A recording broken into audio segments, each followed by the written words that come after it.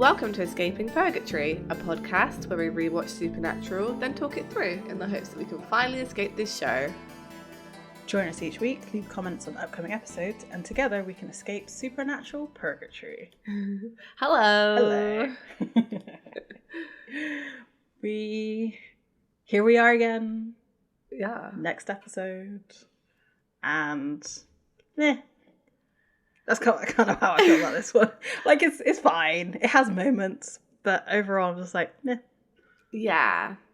I think on a surface level, this is quite a basic episode. Yeah. I think if you go into it with, the lens, I think it's quite interesting. But I'll bring it up as I come to it. I think there are only some parts that are quite interesting, though. Like, it's not all of it. Yeah, it's very, it feels much more formulaic than usual. Yes. Yeah, I kind of agree with that. Like, it hit, like, all the story beats that you would kind of see in a TV episode. Yeah. Yeah, it was okay. Yeah. So we are talking about season 6, episode 2, 2.5 Men, written by Adam Glass and directed by John Showalter. That's how I'm going to say his name. Mm-hmm. That is, yeah. Sorry, my dude. That was definitely wrong. I feel like for a second episode, it didn't hit hard. And also, in the classic way of Supernatural, this whole Lisa and Ben thing gets resolved, super quick. The mind has been changed. Yeah. I mean, it came to a logical conclusion for them. Yeah. Right? But it begs the question of, why didn't they come up with this solution before? Well, they never talked about it previously. Yeah. As well. I don't know. Because you have to think, in the whole year where Dean thought Sam was dead or whatever, I reckon he must have been keeping, one eye out for, supernatural occurrences. And he must have found some that were I really feel like I should go investigate this. And did he, never get the urge to, speak to Lisa and be like, oh, there's some really bad stuff going on in the next day over or whatever. I feel like I should go investigate it. And she's either talked him out of it or he's gone. Do you know what I mean? There's nothing. You're telling me a whole year he wasn't checking stuff out. Something? Yeah. Yeah. And we know he was because he was looking for a way to bring Sam back.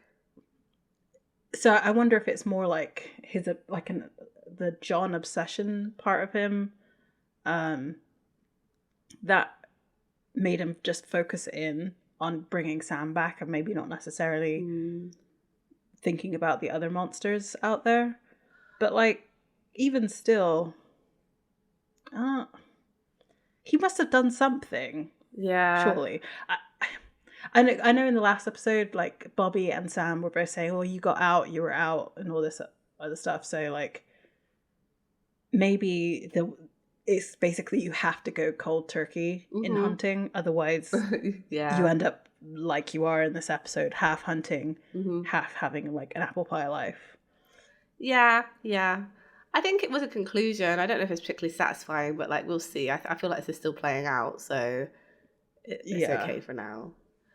It's also interesting that you mentioned John, because just most of Supernatural, but more so in these first 2 episodes of season 6 so far, the ghost of John Winchester is fully haunting these episodes. So strong. Yeah. And I'm wondering if it's because of Samuel. Because he's the new patriarchal figurehead. Yeah. Of the hunting scene, right?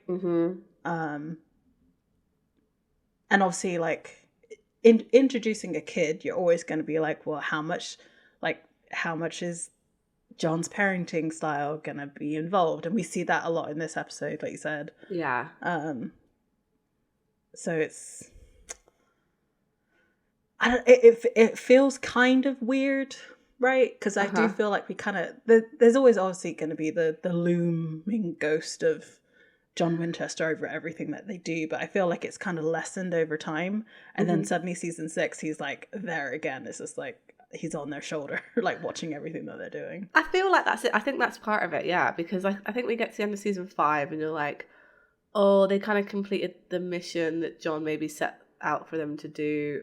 I think this is it to do with endings, right, in Supernatural. Like season 5 was an ending, so you kind of expect John to be left in that part of the story, and then him, like, the idea of him to suddenly rear his head again is like jarring. But I think you're right. I think maybe the introduction of Samuel is part of that, and Dean's like sudden role as a father, or at least a stepfather. Yeah. Yeah, it all makes sense, I guess. It was just like, why am I thinking about John Winchester? Yeah, exactly. I was the same way. I was just like, ugh. And like, so I'm gonna skip ahead, like I usually do in these intros. I'm gonna skip ahead a little bit into the episode. But like when they're in the motel room and like Dean is looking after the baby. Yeah. In my mind, I was like, well, of course he's kind of done. This is like in the back of his mind, because I'm pretty sure John would have had him change Sam's diaper or like be involved with feeding and stuff like that. Like I can't imagine that John was all that attentive for a 6-month-old. Yeah, and also like it is just sound like an elder sibling like experience. Like you do take care of the younger ones, you help out, or like at least do like little jobs to help out. Depends how involved your parents get you. But I mean, obviously, yeah, for John it would have been like, take care of your brother. Blah, blah, blah. Right. I'm a man. Sorry. But yeah, like it's definitely more so in Dean's case. But yeah, it is also like just being an elder sibling. I feel like that is a part of the experience that changing nappies and stuff doesn't freak you out as much as like other people. Yeah, that makes sense. That does make sense. And I guess also like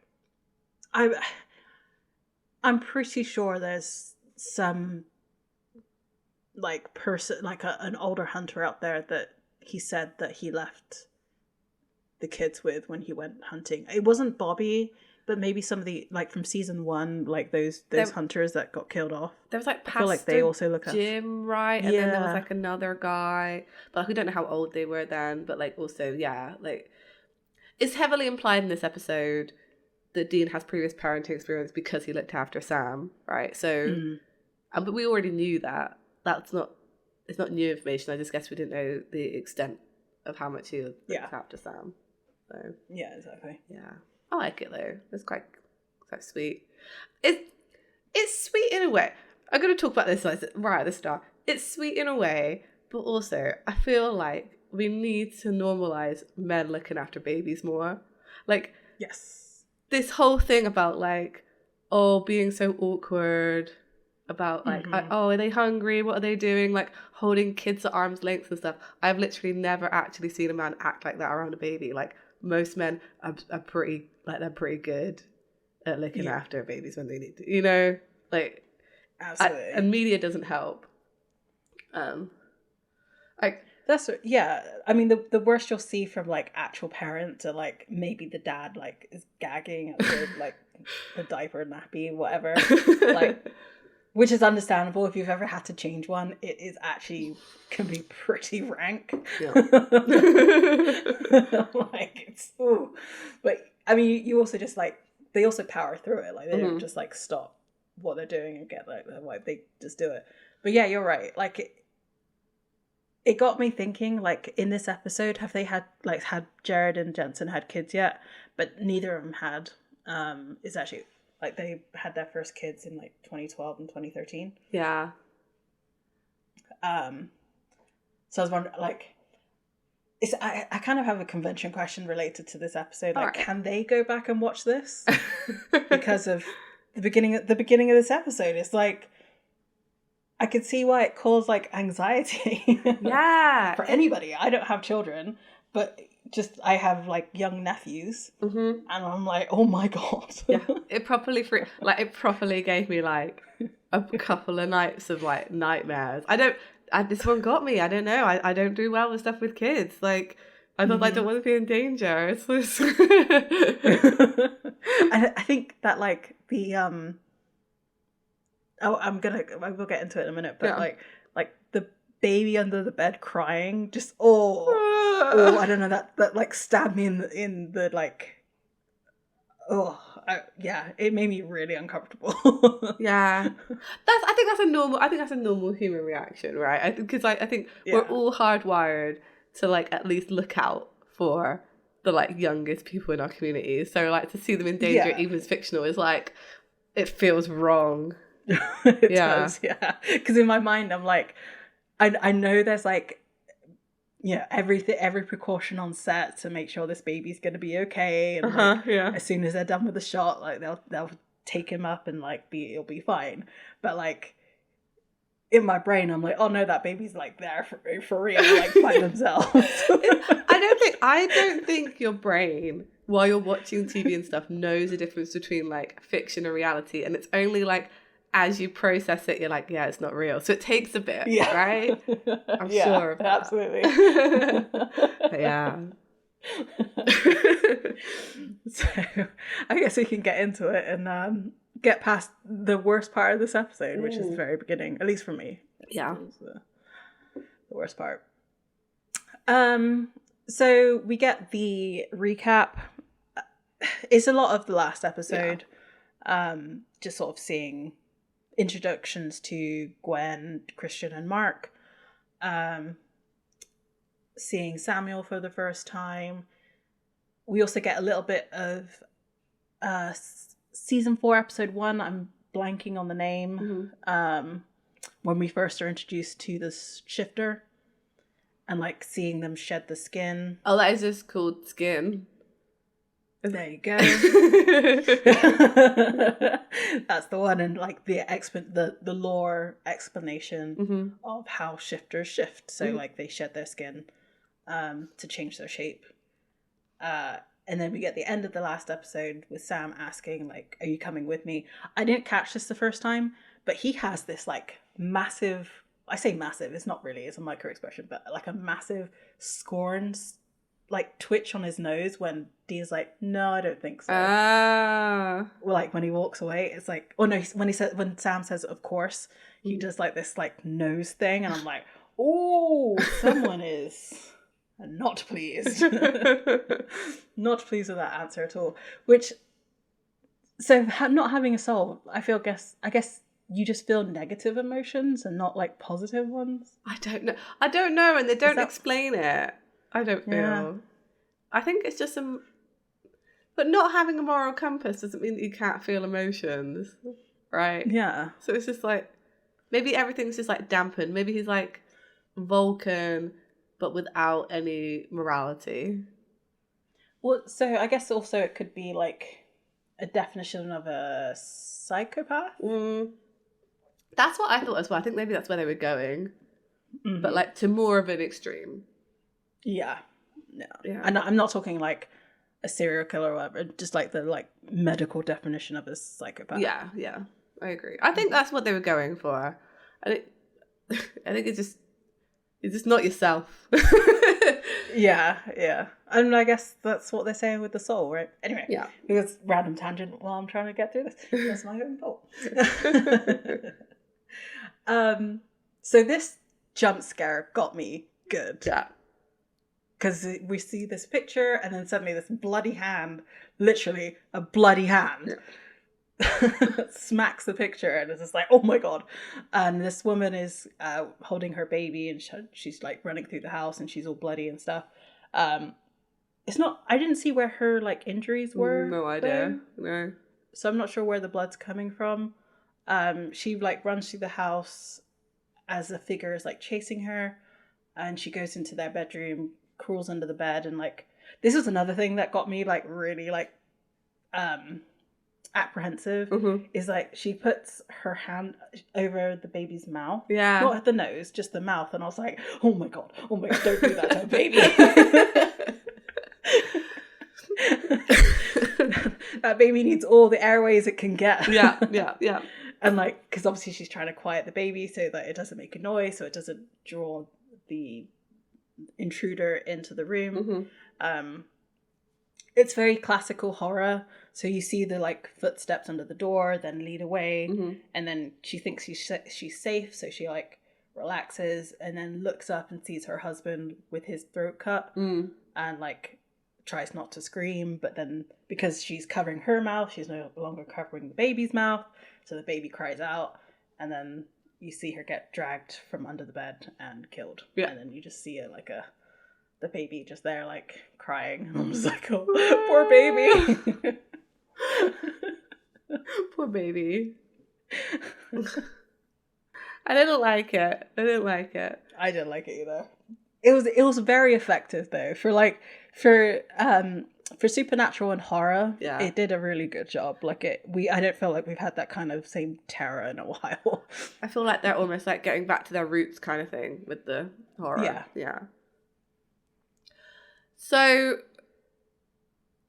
I mean, we cut from that back to Dean, and he is at a new house. They are renting a new place. They've moved. And we know that because like they have a for rent rented sign outside their house. And who knows where they moved to? Did they move state? Did they just move like 3 doors down the road? Like, who knows? I don't know. But this doesn't say. It's fine. So yeah, I can't imagine they moved too far because it's implied that Lisa needs to get back to work. Oh yeah. So I'd imagine that it's across town. Yeah. But that could still mean that Ben goes to a different school. So I don't know. It's very I don't know. It's odd. It's fine.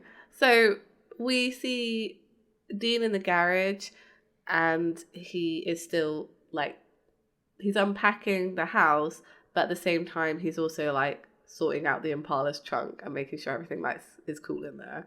So we already are getting this idea that he's kind of trapped between the two worlds now of hunting and domesticity.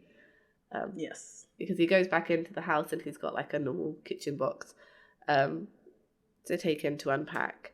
And he talks to Ben and Lisa as they walk in. Because Ben is a bit sulky because he's had to move away from his friends and everything. Like, fair enough, kid. Yeah. To be honest.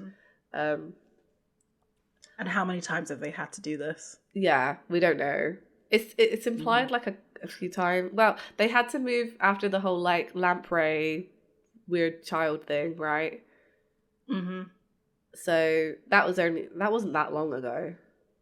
No, it's true. Yeah, and I don't know if they moved again when like Dean showed up. Who knows? So, and like Ben wants to go out to like explore the neighborhood and go and see what it's about and take his bike out, and Dean's just like, let your mom unpack the kitchen by herself. Come on.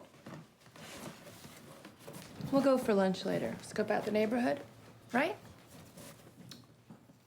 Yeah, sounds like a plan. So yeah, there's a whole like domestic bliss, they're moving and stuff, but clearly like the hunting has already affected their lives. Yeah. So we move back to the case, and like there's a house with police cars and stuff, and there's Sam, and he's explaining like what's happened. He's saying like, oh yeah, the parents are both dead, the baby is missing, and Sam's asking like, what do you think? And the detective's like, well, not that optimistic really, because it's been, I guess, over 24 hours or whatever. Mm-hmm. So Sam walks into the house, and then we cut back to Dean. There's a lot of switching. I guess they're trying to mirror their, like, sort of compare their lives of hunting and moving and stuff.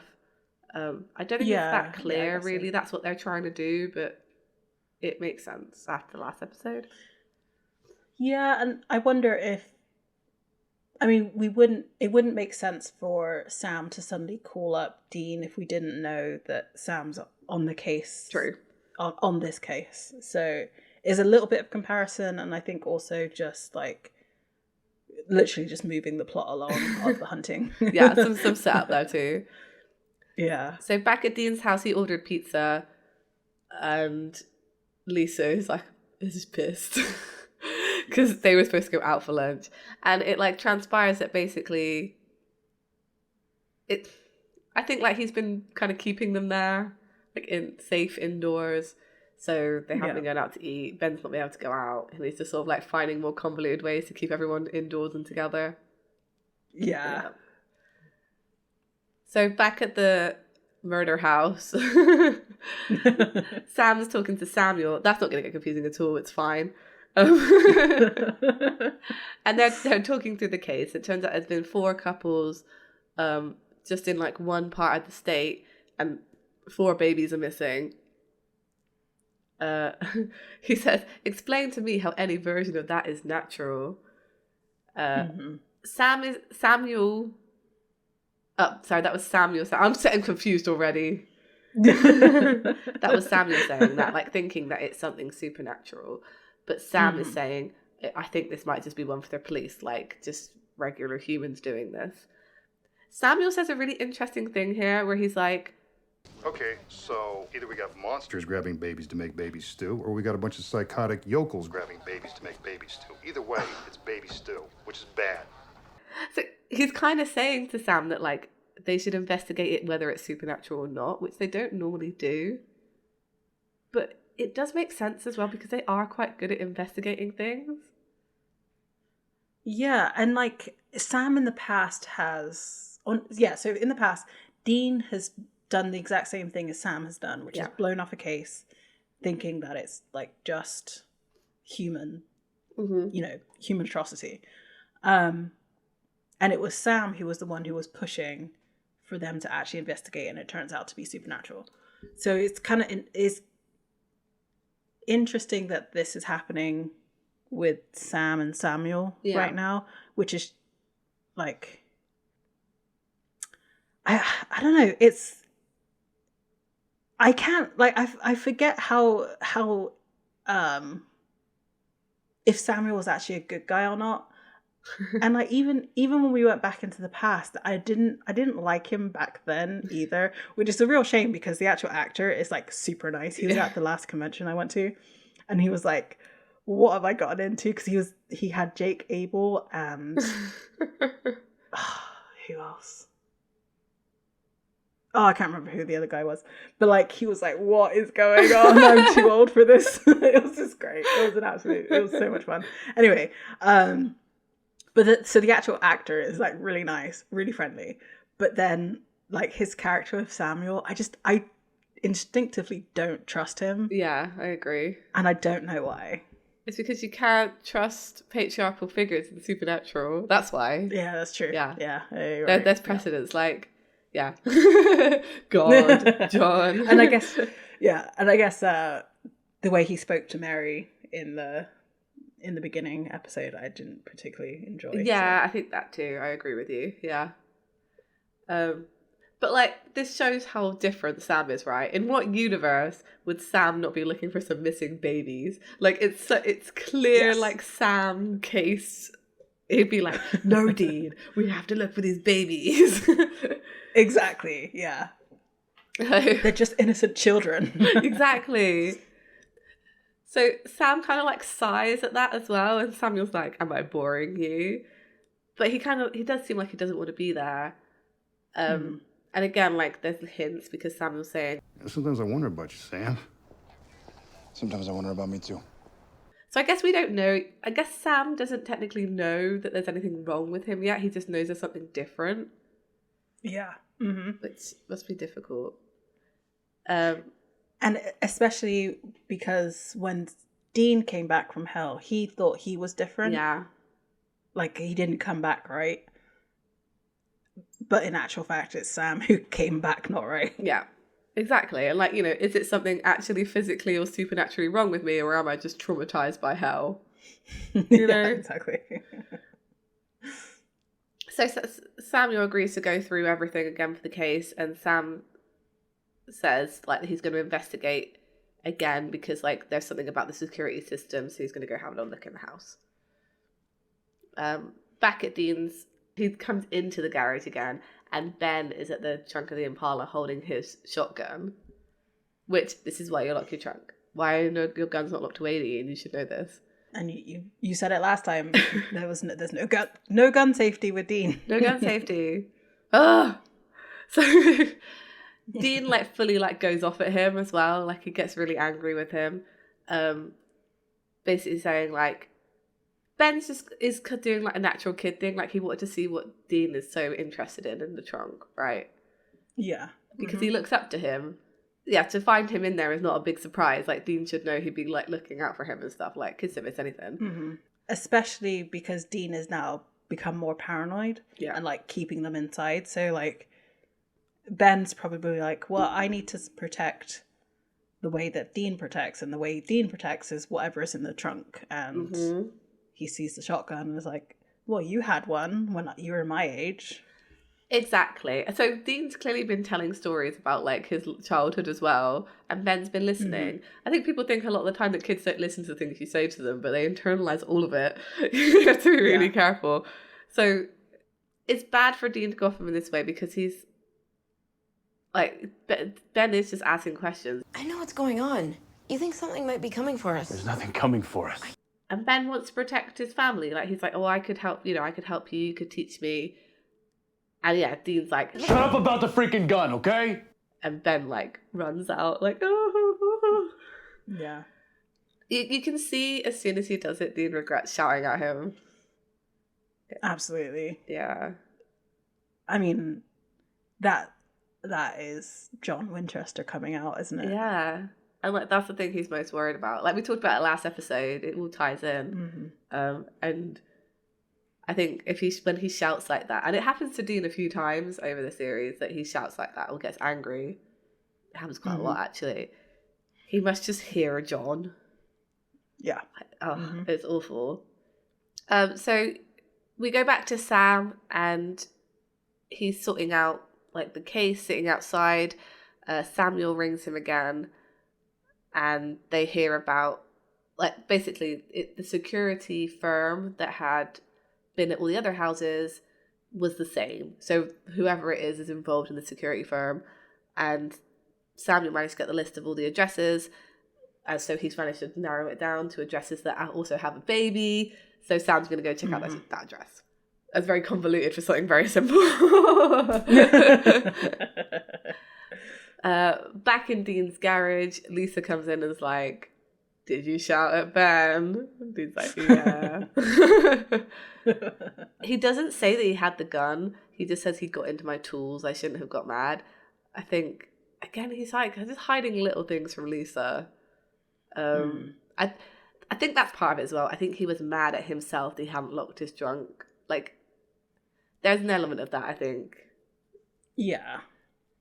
Definitely. Lisa's very chill for someone who just shouted at her child and made him, like, cry in his room for, like, hours. She is. Like, I kind of expected her to go a little bit more like Mama Bear. Yeah, me too. On him at this.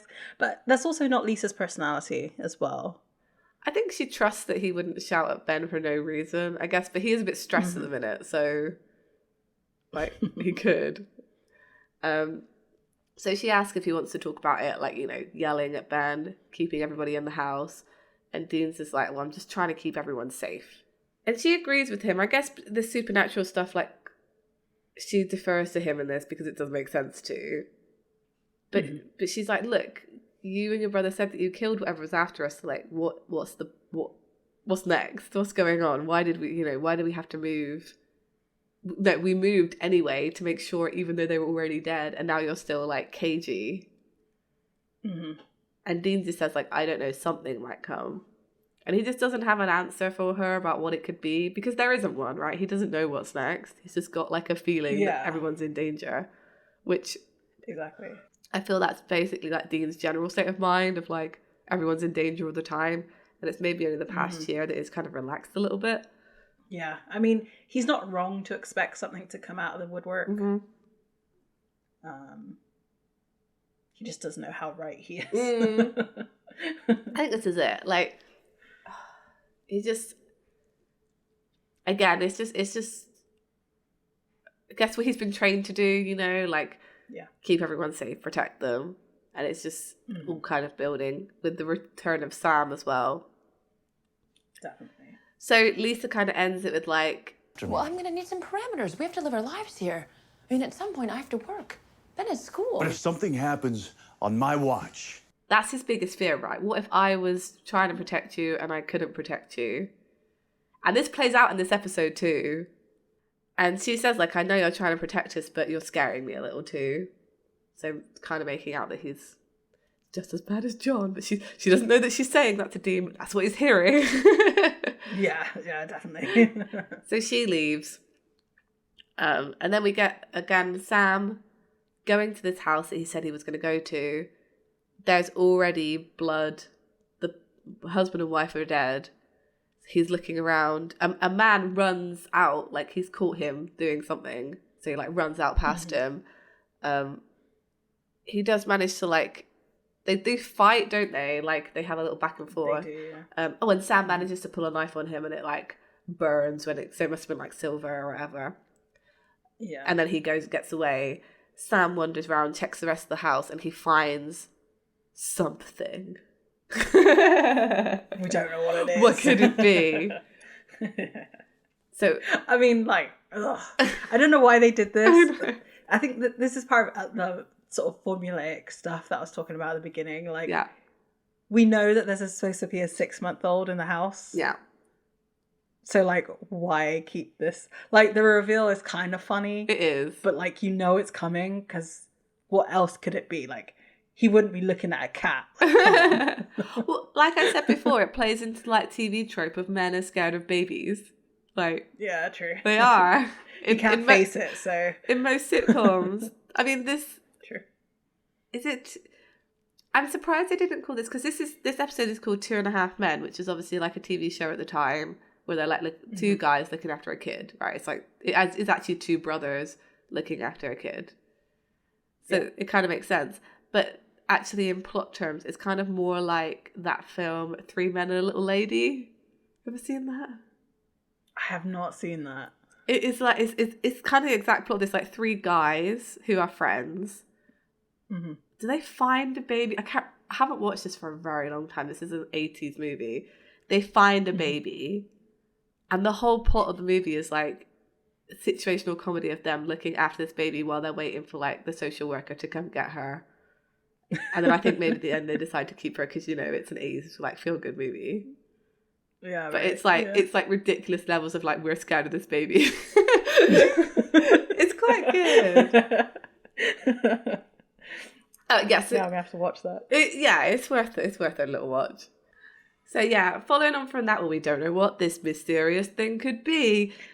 Dean's phone rings, and of course it's Sam. I did like the way that it was funny. I find it is funny because Sam's like, "I need your help." Dude. Look, I just need you with me on this, okay? I'm out. I'm staying out. Make an exception. For what?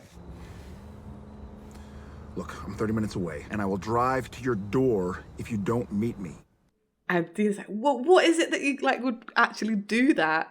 And obviously he tells him, but you don't hear it. And Dean's like,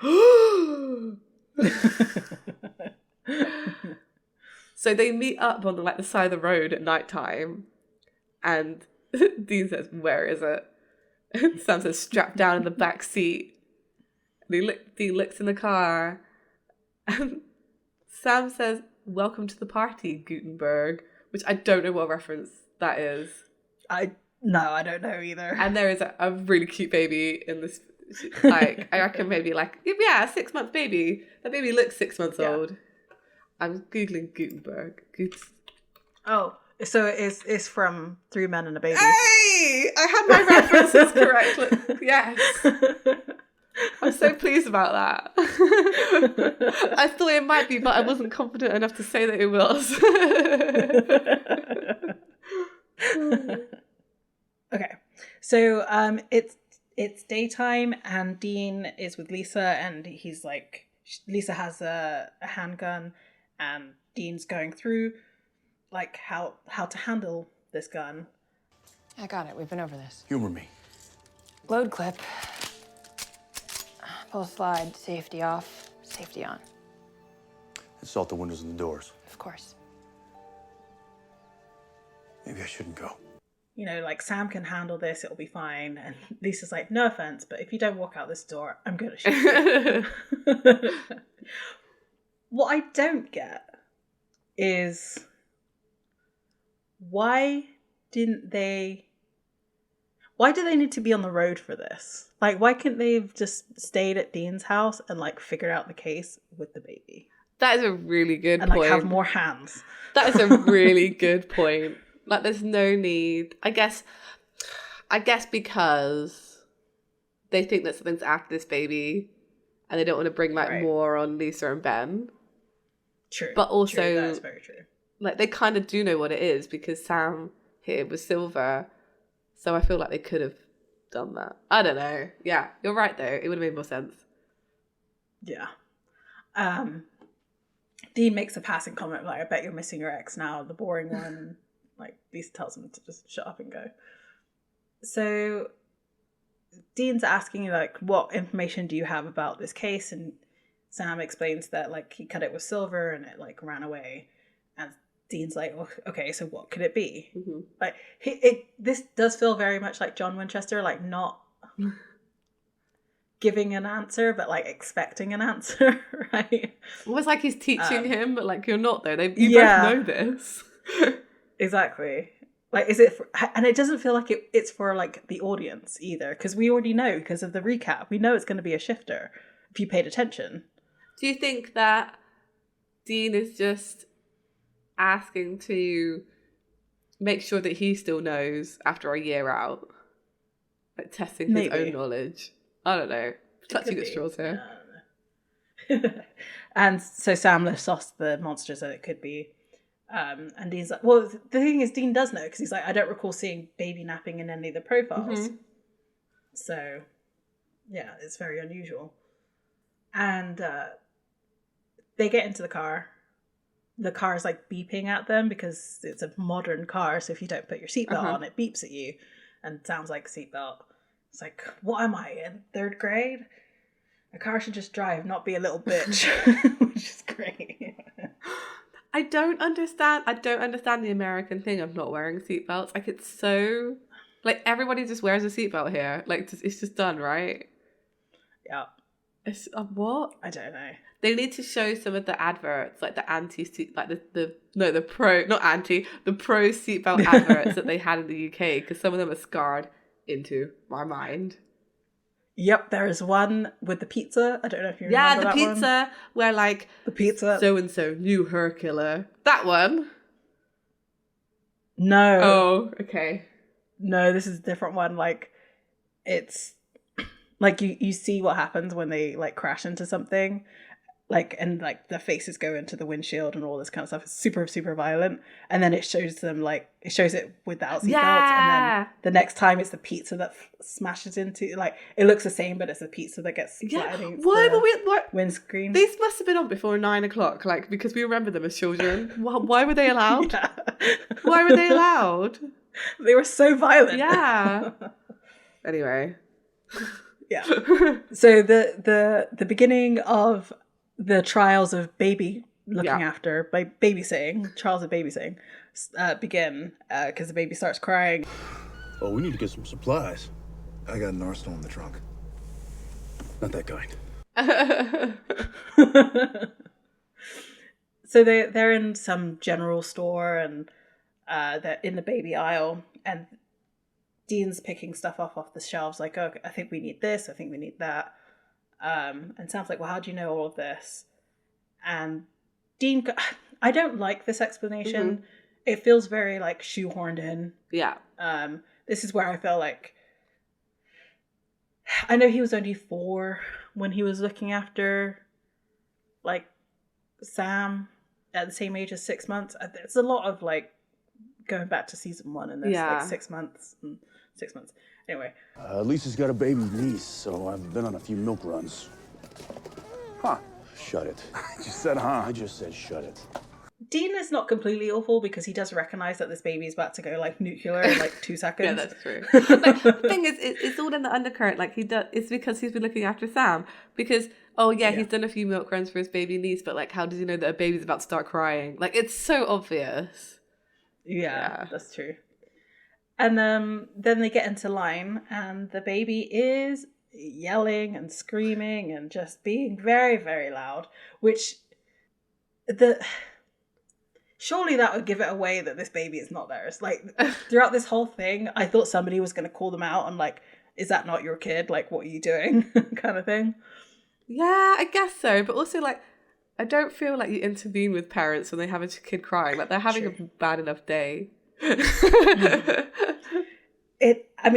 I do feel like, well, maybe it's my own attitude, but like, I do feel like it's become a bit more accepted when a baby is crying in a shop now. Like, I don't feel like people have such a negative, unless you're like a teenager, like a young teenager, and that's because you're a young teenager, so you shouldn't be thinking about children. But I feel like most people just like ignore it because they're showing shots around like the shop and everybody's giving them a side eye because of this kid's crying. I think it goes either way. I think people either don't care or they just like care deeply that this baby is out in public. I see so much anti-baby stuff online these days. It's like, why bring your kid out in public? It's like, because they're a human being, but it's fine. Like, yeah, I don't know. But that's wild. Yeah, I agree with you. I think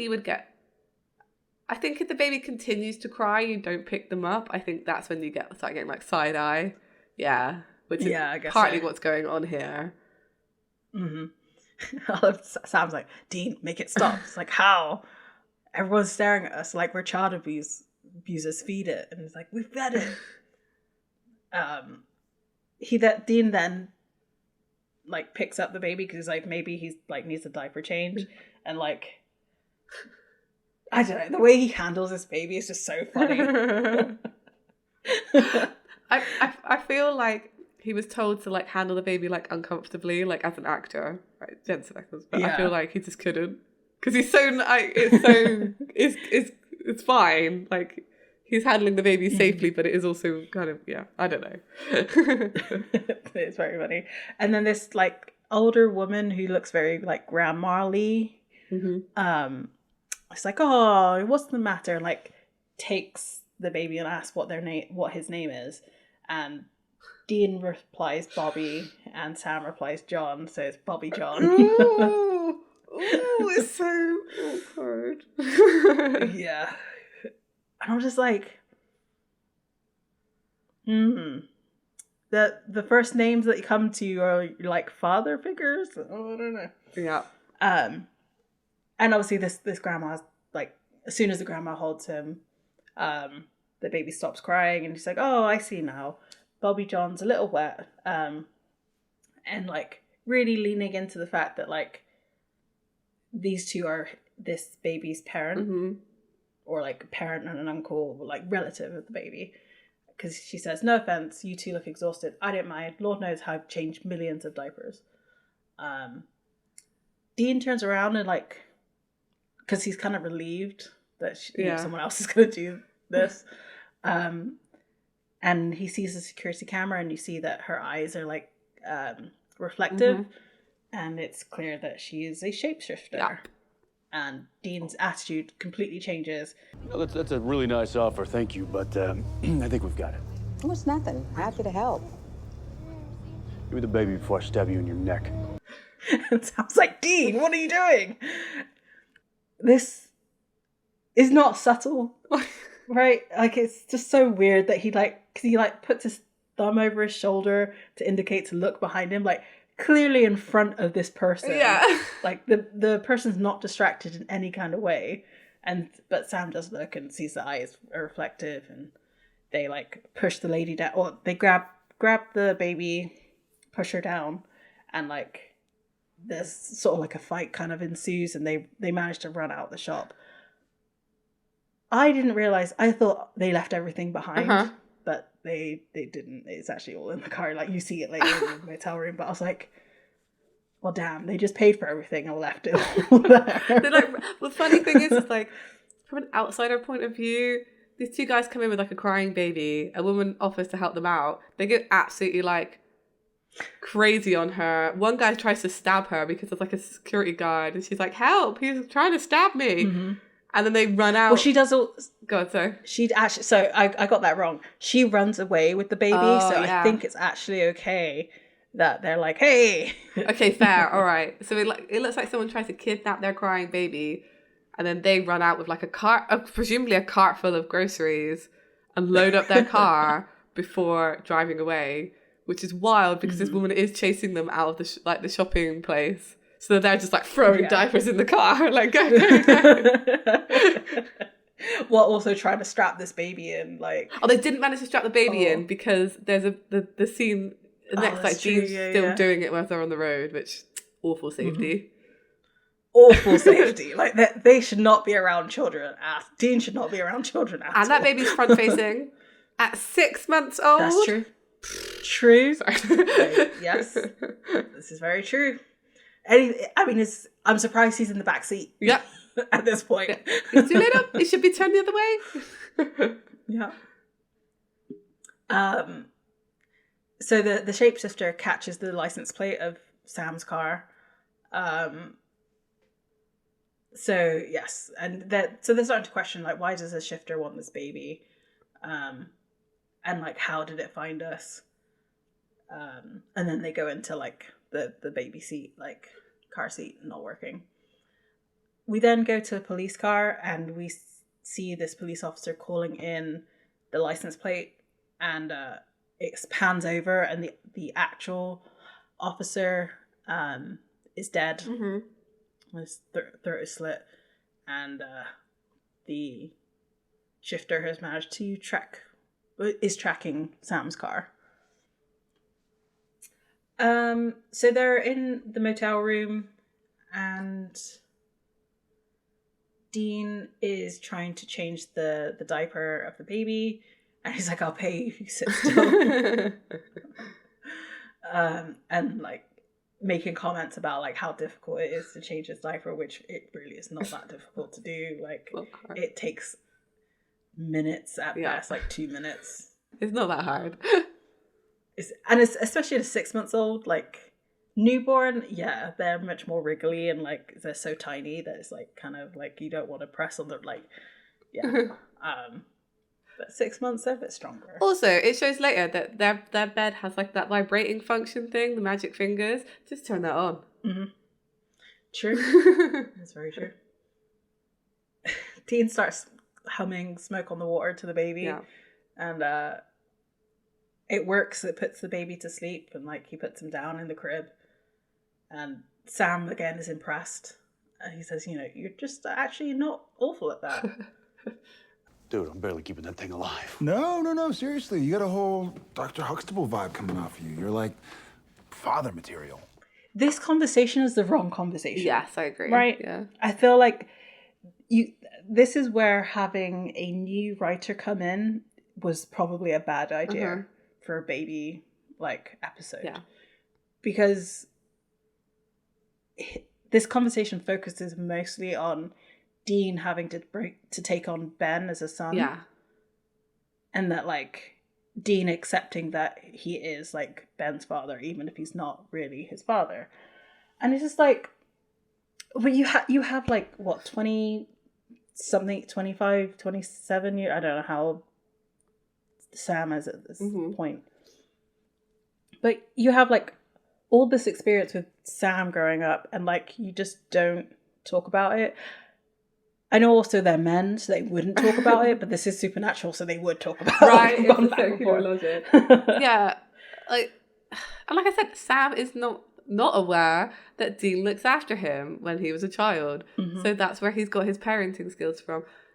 I'm sure there was even something said where like, I might be messing up fan fiction with reality again, but like, I'm sure there's a line where Sam's like, well, I learned this from you, like this kind of stuff. I mean, if it's not said outright, it's definitely implied. Yeah. And so Dean reflects on like how they grew up, and like he doesn't want that for Ben, like he wants something different for Ben. Him saying that like really put into perspective like the end of this season. Yeah. And as to why he didn't put up so much, because I feel like he would have put up a fight for his, because by the end of the season they're definitely his family, right? Yeah. And like why he wouldn't put up more of a fight for his family is because he doesn't want them to be in a stressful situation for the rest of their lives. You're right. So this line definitely ties into like towards the end of the season. Sam points out that he clearly cares about Ben, and then points out that you're moving them around, keeping them on lockdown. And he's like, you do have them on lockdown. How is that any different from how we were raised?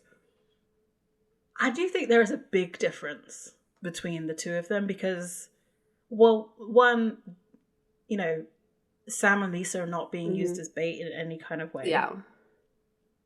They are, yes, they're on lockdown, but they're not on like full lockdown. They can still go out and like exist. I don't know. It's manipulative because Sam is at the moment. Yes. Because he wants Dean to come join him hunting for whatever reason it is. Like, we're not entirely sure what it is at the moment. I mean, it's something to do with some of the events this episode, I feel. But, like, it's manipulative. And he knows that being like John, as we've been saying, is a sore spot for Dean. Yeah, definitely. Okay, this is temporary. Dad always said it was temporary, Dean. Said it for 22 years. Did he say it was temporary though? It was, because he said it was till we got the demon, but that doesn't mean temporary.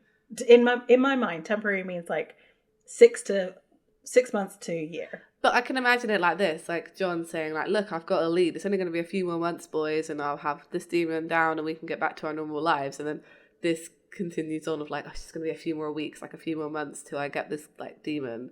And it turns into 22 But he years. didn't know it was a demon though. Not a demon, but like whatever it is, right? Yeah, okay, yeah. Okay, yeah, I can see that. Yeah. That's true. I mean, that last line of him saying, like, how do you do that and not turn into dad? That is a low blow from Sam. Like, Dean should have known. Yeah. He should have known that Sam was like, I want to know when he does know that it's not right. I mean, it must be next episode. It should be. I'm hoping so. So as I have in this, like, as this sort of ends, Sam looks down at some papers in front of him and he's like, I can't believe I missed this. One of the houses that the mother was killed in, the baby was grabbed, the dad wasn't home, and he's still alive and they should go talk to him. They both go to leave and like, they're like, oh, well, actually we both can't leave because there's a baby. Yeah.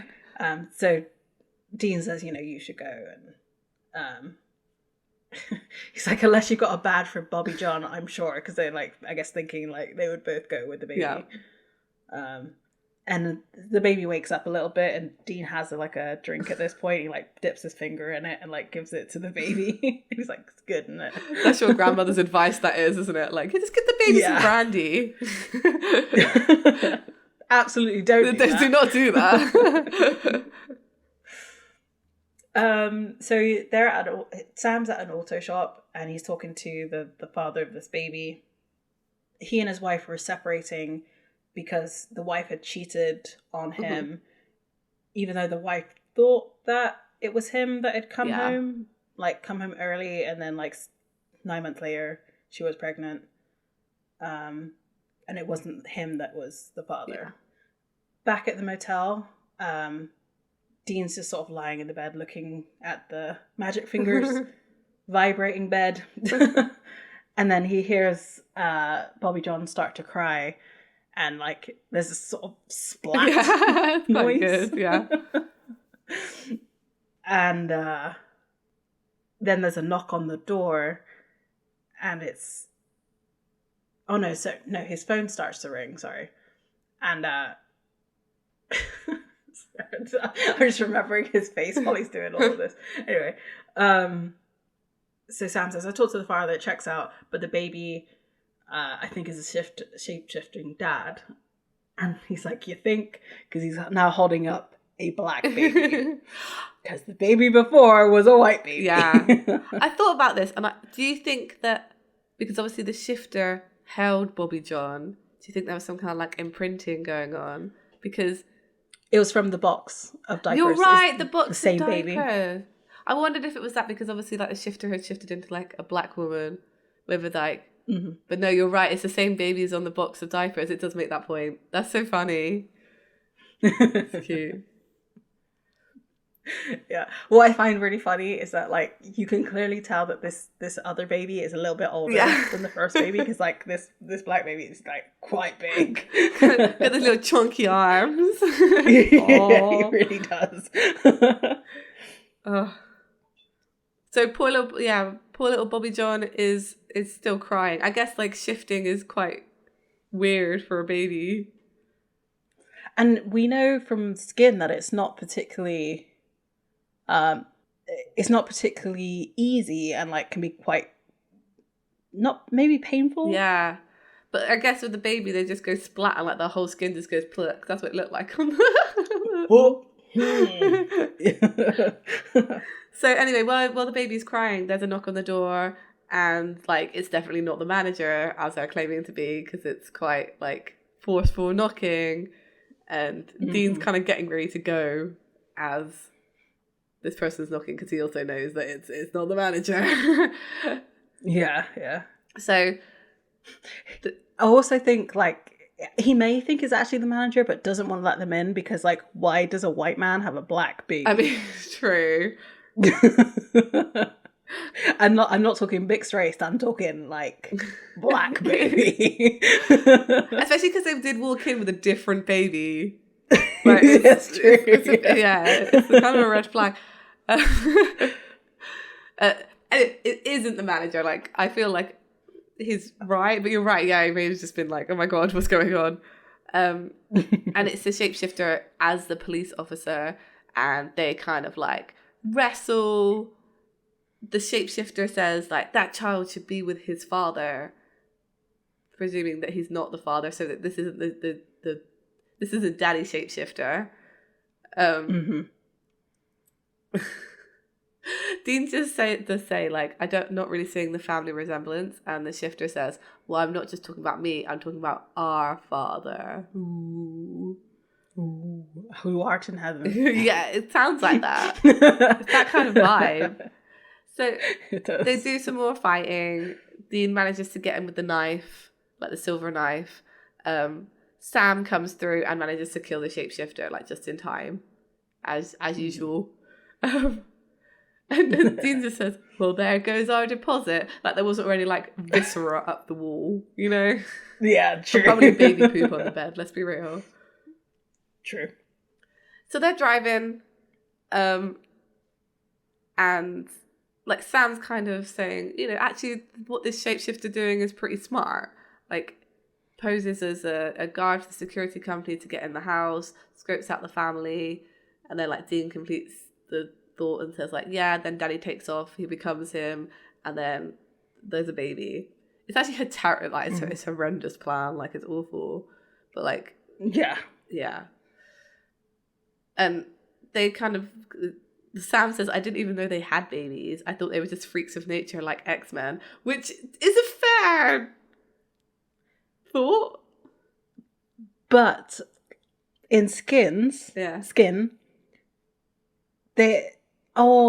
actually, so he had this conversation with Dean. Yeah. He didn't have it with Sam. But, like, the shifter says that, like, he was bullied in school. So that implies that he grew up, like, yeah, as a shifter. But I guess it's like, you don't, I guess what Sam's saying is he didn't know that you have to have shifter parents, that you don't just, like, get born a shifter because bad luck. Like, spontaneously. Like X-Men. Yeah. So I mean,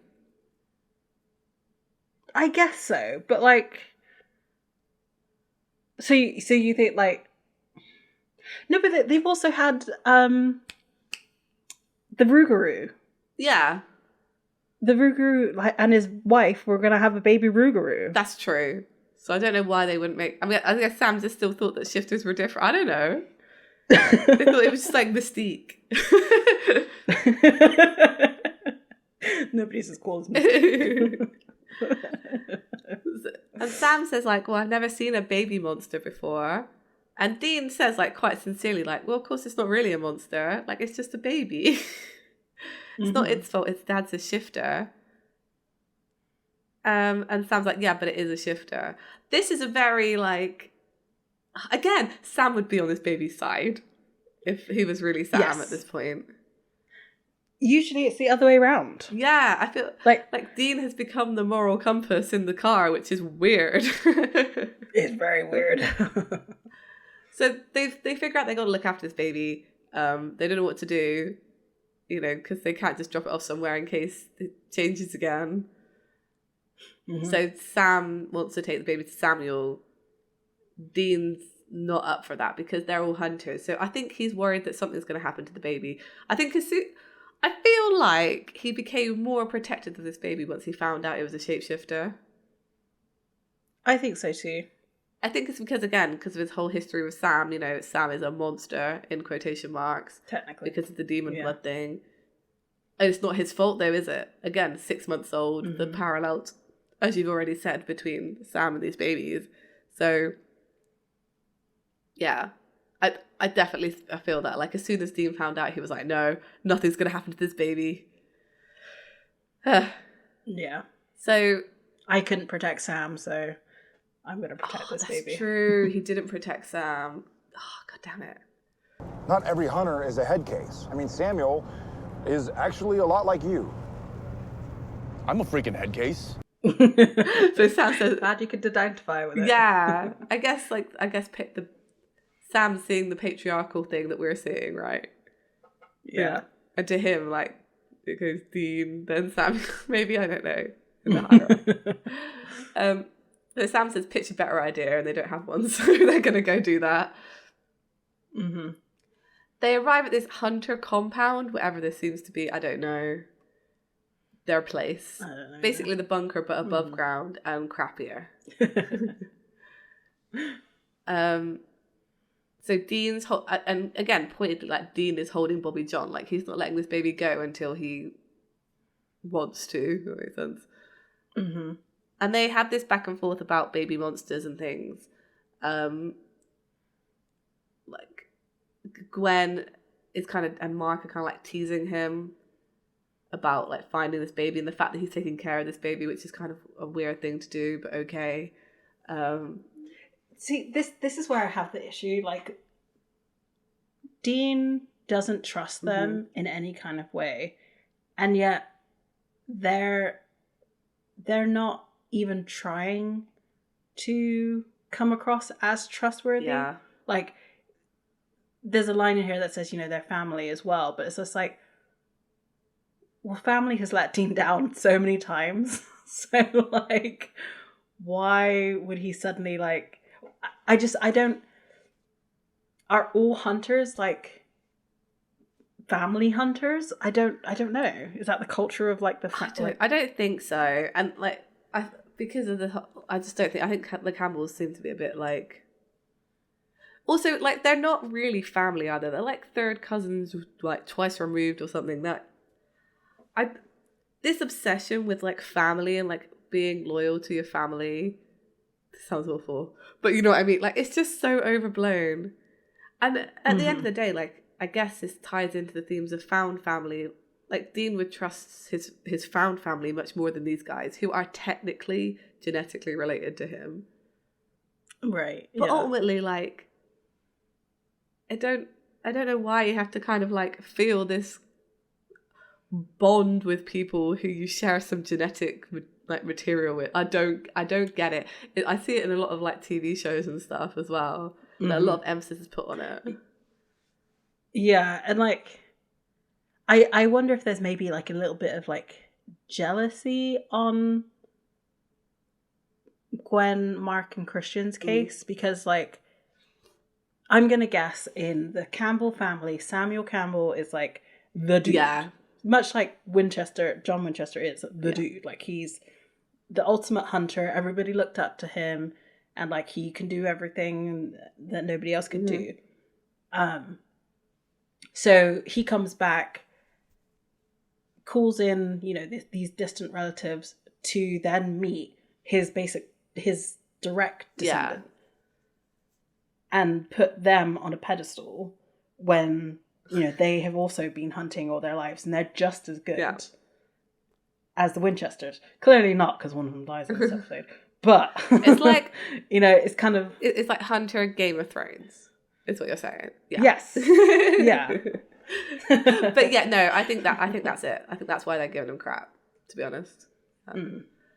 It's like, this is Dean Winchester, like, the oldest son of John Winchester, who's supposed to be this great hunter, and, like, he plays golf. Yeah. Really. You might as well call him, like, Prince Dean, you know. It's just ridiculous. Yeah, exactly. Yeah, I know, yeah. So they have this whole back and forth about what they're going to do with the baby. Eventually Samuel arrives and he offers to take Bobby John and Dean's like, no. And then Samuel kind of is like, he plays into him a bit because he's like, well, what do you think I'm going to do? Like, say it out loud, you know? Mm-hmm. So eventually Dean does trust them enough that, like, well, actually, no, it's not. Dean never passes the baby over. Sam takes the baby from him and then passes him over. So I guess Sam's the only one that Dean trusts enough to, like, hold Bobby John. So Samuel does hold this baby and he seems very sincere of, like, taking care of this shifter. And he even says, like, oh, I haven't held one of these in a long time. Your mum was the tiniest. She was bold as a cue ball, like playing into their, like, again, like their familial ties. Yeah. And when Dean tries to get out of what they're going to do, he says, oh, we're going to raise him. Like, you know. To be fair, like, what else are they going to do? Well, so that's the thing, right? Like, John would have suggested to kill this baby because it's a monster. Yeah. So that's where his mind's going. I definitely agree with you. But then again, just like Ben at home, he doesn't want this kid to be raised in the life. He's been said that it's like the worst thing. Just because he's a shifter doesn't mean he should have to be raised a hunter to kill people and monsters and things. Right, exactly. And Dean's also like concerned they're gonna, you know, study this shifter basically and just make him into kind of like a lab rat. Christian says, Sorry, I heard about what you majored in. Down in the pit. oh, the absolute bastard. Yes. I would have pulled out my gun and shot him. Bit extreme. But also, like, Sam's been telling tales, right? Because they only could have known that from Sam. Mm-hmm. Again, I feel like Sam, I don't know. Sam is a bit of a chatty Cathy. He is, but I think it's also a way to get, like, diverted attention from him. Yeah, because... So they don't ask about what he went through and be like, well, this is what hell is like. Yeah. And I feel like Dean even says, like, what the hell is your problem? Like, why are you bringing this up? Like, what actually is your issue? So Samuel kind of calms all down again, being like, he's the dude, you're right. And he's just saying, like, look, when he's old enough, we throw it to him. If he wants to volunteer to help out, that's fine. You know, and Mark chimes in and says, think about the kind of hunter he'll grow up to be. Dean says, you can't Angelina Jolie a shifter. Give me the baby.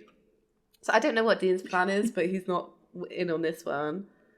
Not at all. No. Samuel questions about why he doesn't trust them, and Dean's like, well, you know, you're suddenly back from the dead, and I seem to be the only one who actually wants to know what's going on, which is a fair point. I say that, but they're also a year out of being resurrected, and they say they looked into it. So at some point, you do have to be like, well, how true is that? Got resurrected. Time to move on. Yeah. He says there's just a little too much mystery in this family for me to get comfy. So Samuel kind of like dismisses that, to be honest, and then says to Christian, like, oh, did you and Arlene, I guess Arlene is Christian's lady friend, like, were you still trying for a baby? And he's like, yeah. And he's like, congratulations, and gives him the baby. Which, again, Dean is annoyed at because him and Christian do not get on. Not at all. And Samuel is the one who's, like, telling him it's okay. Like, oh, no, it's fine. You know, all this is going to be okay. Mm-hmm. They're still arguing about this when they hear, like, dogs barking outside, into which they instantly go into, like, battle mode. Like, Samuel, like, check the doors and everything. Samuel then does pass Bobby John back to Dean to protect, I guess because he's realising that Dean has the most stake in protecting this baby. Like, possibly at the expense of his own life. Maybe. I'm thinking more it's because, like, they're a hunting unit, so they know how to, like, fight off of each other. So it's like, we'll get Dean out of the way, the stranger out of the way with the baby. Oh, yeah. It's also more of like a, yeah, okay. Yeah. So, yeah, because he sends him down to the panic room, doesn't he? While they go on and do hunting stuff. So I think it's also a little bit of a like snide, you're out of the game kind of thing. Yeah, I think so too. So there's a shapeshifter kicks the door in, and he looks like Samuel, and he says, "You have something of ours." Yeah. Da, da, da. So yeah, as Samuel Shifter is looking all threatening, he's like, I know he's here, I can feel him. And then Gwen shoots the Shifter in the back twice, but has no effect. There's also a fight between him and Mark, where he gets stabbed in the chest with a silver knife, and it does nothing. Yeah. Like, he gets a little irritated, but like nothing really happens. And then he gets shot with a tranquilizer, and again, nothing happens. Mark shouts out for them to run, and then the Shifter breaks his neck, killing him, like, right there and then. The Shifter then gets a hold of Gwen, and Samuel and Christian start shooting multiple tranquilizers in his back and lets go of Gwen. Because he's starting to get a little bit woozy, but never goes down. Samuel turns to Christian and says, go get the silver nets, we'll box him up. But the tranquilizers wear off very, very quickly because he stands back up. And like shoots. I don't know how he got this ability, but he shoots the tranquilizers out of his back, which I thought was really weird. Flex his muscles. Like, flexing. Yeah, but the way they like shot out like that. I wonder if it's because he's a shifter, like he can like grow new skin, so he just like pushes them out with his weird new skin. Oh, maybe. Yeah. But you can see like the special effects pack that's on the actor's back, because his back is like really punched. Yeah, it's true. Really bad. In the panic room, Dean and Sam are in there like pacing, and like Dean's telling this baby to like calm down, and they hear like gunfire. Sam goes to leave and says to stay with the baby. Dean's being treated like a damsel in distress kind of thing. I know he's got a baby, so he has to like be careful, but like he is getting like pushed off out of all the action, right? They were missing a baby carrier here, like one of those like papooses. Like, that would have made him able to fight and stuff. Me and my friends always have this joke that, like, the ultimate armor is baby armor. And I'm sure they did it in a comic book where this guy, like, straps a load of babies to himself. It's like, you can't hurt me or you'll hurt the babies. So dumb. And just hope you don't have a psychopath who doesn't care. Exactly. So as Sam goes to the door, the Shifter is now switched from Samuel to Sam, and like bust the door open. They start to fight.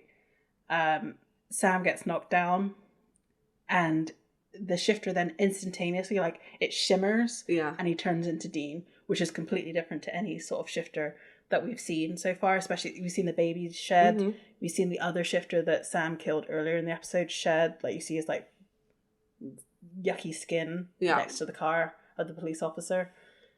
So this is very unusual for them to see. The Shifter demands the baby, and then he grabs the neck of Dean and like pulls him up to the wall, like pushes him up the wall, and like before he passes out, the Shifter grabs grabs Bobby John from him.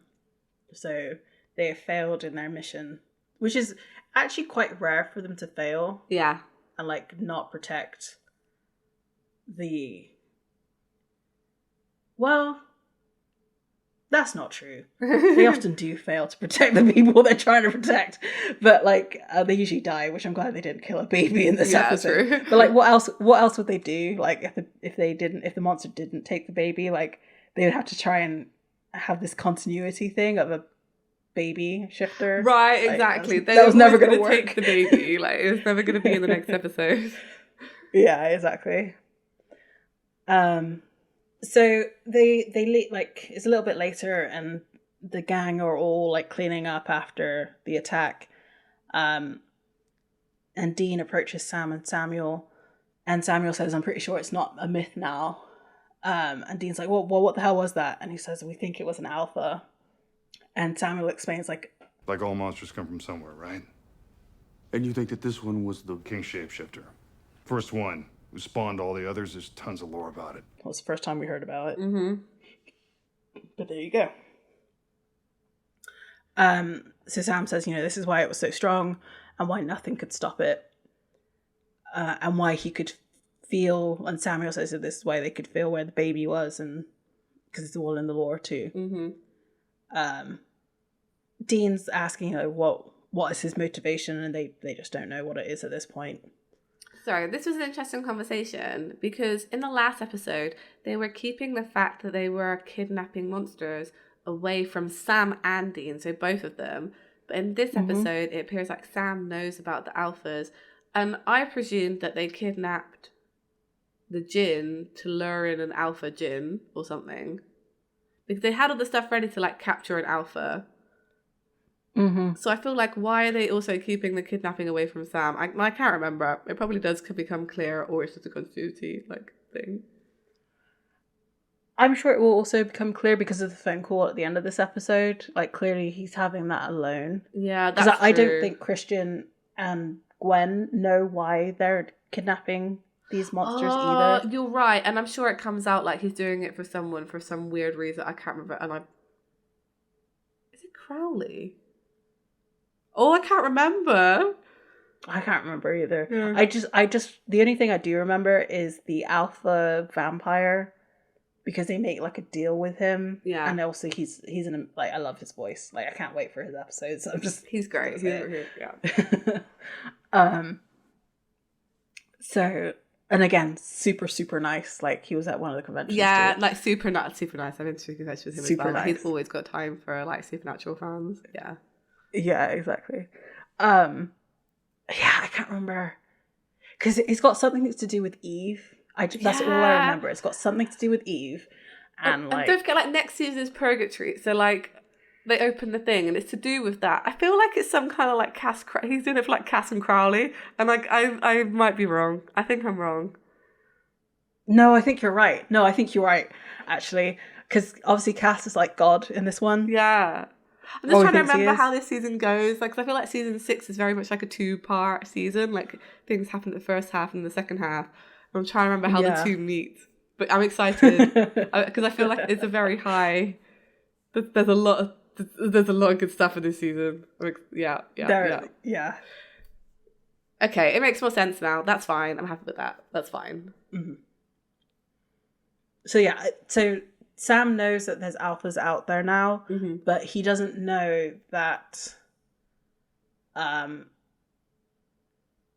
I guess they're trying to capture capture the alphas for something. This is the season that Rufus gets killed, and I hate it. Yeah. Oh, that's also true. Yeah. So we're then outside of the compound. Dean knows something's up because he's like, it's funny. As in, it's not funny, haha, but funny, ironic. Yeah. Just before you ganked the shifter in the motel, he mentioned a father, which makes sense now because he meant the alpha. And Sam's like, oh, I guess so. Yeah. And Dean's like, well, did you hear him say that? And Sam's like, oh, I don't know. It's kind of a hot moment, Why? And Dean's like, well, because if you heard him, then you knew that the alpha was out there. And if you knew that alpha was out there, then you knew that he might come for the baby. In which case, you're using the baby as bait. So was that the plan, to use the baby as bait? Yeah. The answer is yes. Yes, it's 100% yes. That's what Sam was doing. And Samuel was doing, they all were doing. Exactly. Yeah. So Dean's suspicions were always correct. Yeah. Got good instincts. Yeah. Like, he didn't trust him with the baby because they knew that the baby was not actually safe. Yeah. And Sam says, of course not, Dean. I just thought Samuel's was the safest place, that's all. And Dean's like, right, of course. And then they get into the car. Yeah. And then we have this scene of Samuel talking on the phone to somebody and saying, like, no, I didn't catch it. It killed 3 of my people. I don't know who the other 2 were. They're not on screen. Okay, fine. I shot it full of elephant tranquilizers and it chuckled. To be honest, I'm not sure I want to find it. we'll find a way to catch it. He's like, yeah, I'll bring it to you all gift wrapped. So they're trying to catch an alpha for reasons. At Dean's house, Lisa is there when Dean arrives, fresh off the hunt, and he immediately asks where Ben is. Presumably they haven't really made up since they have a little fight. So, like, yeah. And I also wonder if he's like, you're supposed to be in the house. Like, where's Ben? That's also true. Yeah. I think that's it because Lisa says, like, bike ride. What? And then, like, Dean's like, well, I don't know. He just wants someone to tell, like, he wants Lisa really to tell him what the safest thing is, but he doesn't know.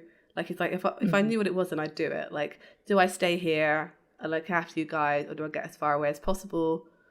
Like, what I've been doing lately with the yelling and the acting like a prison guard, that's just not me. You tell yourself you're not going to be something, you know. But my dad was exactly like this. That's such an honest conversation to be him having with Lisa. Like, she's so good for him. I just get it so much now. I don't... And, like, this is all off the back of the fact that they just lost the baby. Because as I was saying before, like, this whole thing was about whether or not he can protect his family, like, meaning Lisa and Ben. And he was having doubts as to whether he could do that. And then he kind of, like, imprinted on Bobby John and decided that he was going to protect this baby and then failed to protect the baby. So I think he's basically gone back with his head in his hands, like, what do I do? Like, am I capable of protecting you? So, yes and no, because I guess ultimately the baby is alive. Or so far as he knows, the baby is alive. Yeah. And will be amongst other shifters. So he may not, like... So I think this is where the, like, conflict is coming, because he's like, well, if I stay, which is him looking after this baby, you know, I don't know if I can protect you. But if I leave, which is the shifter taking the baby, will it protect you? That's so true. That's really, that's exactly it. Yeah. Because he couldn't leave it with the hunters because he didn't know what the hunters were going to do with the baby. Yeah. But this baby is going to be with its kind. That's the conflict, isn't it? Like, actually, the alpha shifter taking that baby was probably the best option for that baby at that point. Yeah. Yeah. But it's still a monster. Like, in terms of supernatural, like, it's... Yeah. You know, the monster that created all the monsters. And has actually killed someone. Right, yeah. And there was no real need, actually, for the alpha shifter to kill those parents. Like, surely he could have just, like, done a ruse. So, it wasn't the alpha that was going after the babies. It's his, like, minions. Presumably his other children. Yeah. Yeah. No, I like that. It does perfectly mirror this. I understand it better now. That's good, I think. I still don't... Okay, fine. I still don't quite understand this at the end, but maybe I'm just like, I don't know. So anyway, I'll go through it. So Lisa says, like, Dean, like, can I be honest? Maybe we're safer with you here. Maybe gone. Like, I don't know. But I do know you're not a construction worker. You're a hunter. And now you know your brother's out there. Things are different. Like, you don't want to be here, Dean. Dean, like, says, like, yeah, I do want to be here. But she's like, look, you're obviously conflicted though, right? You want to be here, you want to be there, blah, blah, blah. And, like, it's just stressing you out, like, essentially. Like, and she starts saying to him, like, you're saying that you're some bad, awful thing. You're like, you're not. She's like, you're just stressed out. This is what she's trying to say. But she also says, like, I'm not going to have this discussion every time you leave. Like, this is just going to keep happening. So I need you to go. And he thinks, like, oh, it's over. But that's not actually what she means. Yeah. No. She's saying, like, no, look, just go and hunt and then come back. Really? You come when you can. Just come in one piece, okay? You really think we could pull something like that off? It's worth a shot, right? Which is true, like, because obviously Dean is modeling this after his life. Like, it's like she says, it's either or, but it doesn't have to be either or. He only thinks that because, like, you say he's worrying about protecting them, but at this point they're in danger either way, right?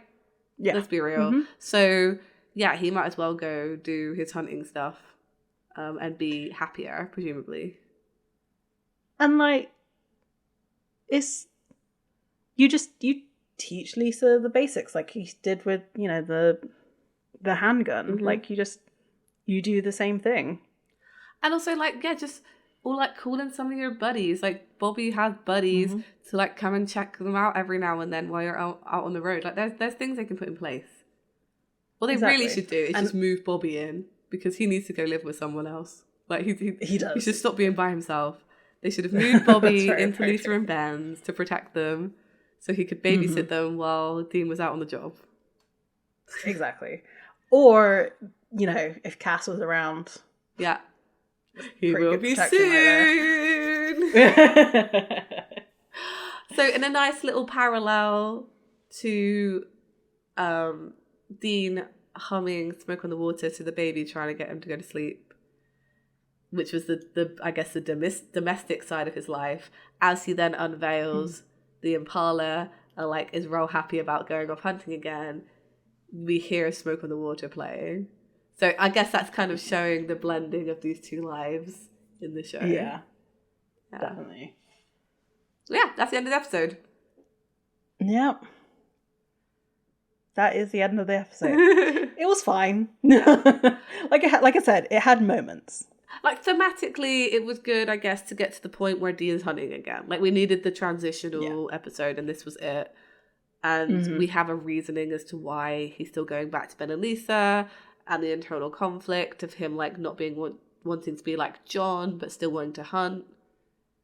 Like, can he do both? That kind of thing. I guess that's the question for the season, right? Can he have the apple pie life with the hunter life? Can he have it all? Can you have the career and the baby and the body? Oh God, I hate the like, can she have it all thing. Yeah, but also, can Dean have it all? Yeah, it is. That's the season, kind of. Yeah. I actually think the main theme of this season is loyalty. Like, where do your loyalties lie? Yeah. Like, thinking about other storylines. other ones. People who watch this season again know what I'm talking about. I think this one's all about loyalty. And how far should you go? That's my little like teaser to watch this season. Well, I'm excited. Thanks. I agree with it. This episode is just fine. Like, it's okay. Yeah. And I mean, to kind of go back to your point of like the season being, the season opener being like 1.5. Yeah. Yeah, I can see that now, definitely. Yeah, I'm interested to see how it kind of goes from there, because obviously what we also needed to round out this episode though is Sam's reaction to Dean coming back, which I'm assuming we're gonna see in the next episode. See. Yeah, because there's gonna be that adjustment period again, like with season 4, when Dean comes back, like. The adjustment of them coming back together was very like there was a lot of tension between them. Yes. Like, that's how like those massive fights happened, and basically why the end of season 4 happened. Yeah. Right. Absolutely. That's how the conflict arose. Yeah. So it'll be interesting to see, and that's with them both having, you know, their emotions not in check, but like both having emotions. So with Sam not having anything, and like his indifference to Dean, like, because there was a lot of indifference to Dean in this, in comparison to the first episode where he was like, well, you know, I need you around because, you know, you're my moral compass without being my moral compass. And like Sam had the Impala, like he was still living very much the similar life that he was living before. Yeah. Whereas now Sam has his own car, has his own system, and all that kind of stuff. Like how they're going to all mesh together again. Yeah. Exactly. And I don't feel like they do. I can't remember how much the Impala is really involved in the beginning of this season, because I remember the like whole scene with the iPod and like country music. Yeah, in this season at one point. I just don't remember what episode. So what that's happens in. to Sam's car? That's the real question. I can't remember. Does it get like wrecked or something? I hope so. That's not that there. I'm wondering if it was just like Dean telling him to like grow the F up and get back in the car. Get in the car, Sam. Oh. So I don't know. We'll find out. We'll find out. So next episode. Oh, it's a goodie. It's a good one. You probably won't remember it. It's a lesser known Ben Edlund episode. Okay. It's called The Third Man, which I wonder who that could be referring to. Is it your boy and your boy? My boy and my boy. They're all in it. Yeah, there's a few people in this that are coming back. So yeah, it's a good one. I won't give too much away. I'm gonna say it's good, but I definitely haven't watched it again recently, so it's probably not great. Otherwise, I would remember it more. The issue I'm having with this episode, it's written by your boy, but it's also directed by Bob Singer, which means some weird things are going to be happening. I'm looking forward to. There's going to be some zooms. I'm looking forward to the zoom. Where is the zoom going to be? I haven't seen a good zoom in a while. That's true. That's true. I need one. But we have had 2 episodes with like slow-mo parts in it. And it's all been around the car. That's true. So we'll see what kind of slow-mo Bob Singer does in this episode. Cool. Yeah. Yeah. Is it? Yeah. I'm excited though. It's good. I think it's gonna be a good one. Me too. So at the end of the episode, we'd like to thank the Pixel Agora for his amazing logo art, and if you'd like to purchase it on a hat, presumably. I don't remember what I enabled. You can visit our Redbubble store, and if you want to come talk to us about these episodes and where it's heading and welcome us back, you can do that too. We're all over social: Tumblr, Facebook, Instagram, at the Escaping Purgatory podcast or Escaping Purgatory podcast. Yeah, that's not that. It's just Escaping Purgatory podcast. At Escaping Purgatory podcast, and on Twitter as Escaping Podcast. So come say hi and get excited for this season with us. Yeah. So this week we stole a baby. And then we lost it again. Unfortunately, someone else stole it. I guess it's just a never-ending chain of stolen babies. Oh no. So we'll see you again next week, and hopefully we will find our way out. Bye. Bye.